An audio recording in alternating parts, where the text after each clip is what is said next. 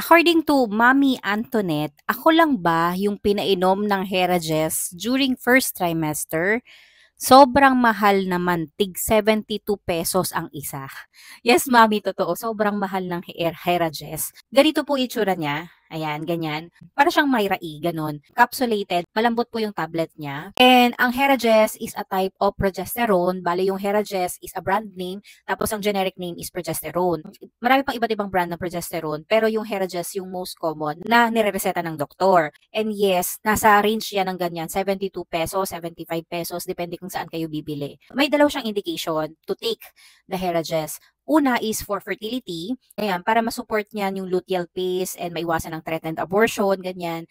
And for pregnancy naman, to prevent the preterm delivery. So for sure, Mami, nagkaroon ka ng case na threatened abortion or for example, madalas humilab yung tiyan mo or nagkaroon ka ng spotting, kaya ka binigyan ng Herages or isang uri ng pampakapit para ma-save yung pregnancy and ma-prevent nga yung preterm delivery. And most common talaga na binibigay yan during the first trimester. Yung trimester na yan is the most crucial part dahil hindi pa nga ganon kakapit si baby. Isa yan sa mga nirereseta ng doktor kung sakaling maselan ang iyong pagbubuntis, lalo na on your first trimester.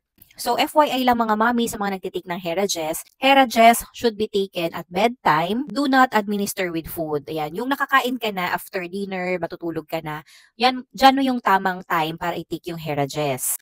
Actually, may dalawang way ng pag-take dyan. Pwedeng oral, and pwede rin niyang ipinapasok intravaginal. Sa case ko, nag-take din ako niyan. Hindi ako nag-oral. Pinatake siya sa akin intravaginal twice a day. Syempre, kapag nilagay mo na siya doon, bawal ka nang gumalaw, bed rest talaga. So, nagkaroon din kasi ako ng spotting during my first trimester, kaya na-take ko din yan. Sana, Mami Antoinette, makagraduate ka na sa mga pampakapit mo. And for now, bed rest lang, continue your meds, and huwag ka masyadong magpaka-stress, matatapos din yan. Good luck to your pregnancy, and keep safe.